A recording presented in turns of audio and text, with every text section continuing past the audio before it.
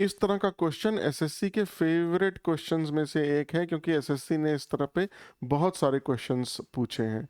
The CEO mentioned that he had hardly completed the assessment when the auditors arrived for the surprise inspection.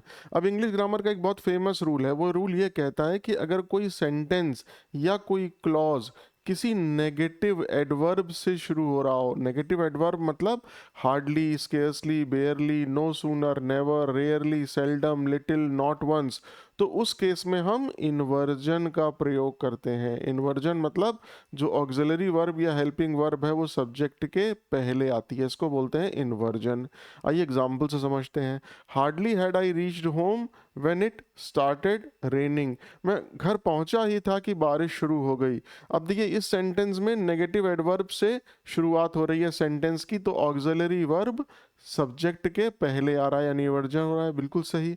आइए एक और sentence से देखते हैं। He admitted that no sooner had he entered the room then the lights went off. उसने स्वीकार किया कि जैसे ही वो रूम में घुसा कि लाइट खत्म हो गई, बुझ गई।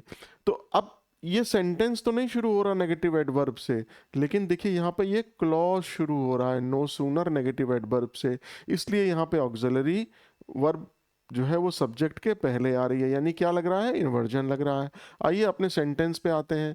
The CEO mentioned that he had hardly completed the assessment. अब यहाँ देखिए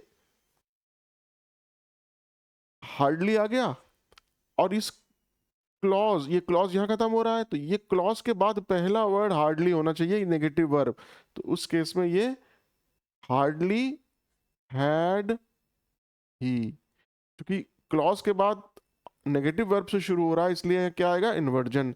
the CEO mentioned that hardly had he completed the assessment, ये सही है। तो एरर कहाँ थी, बी में। Thank you so much.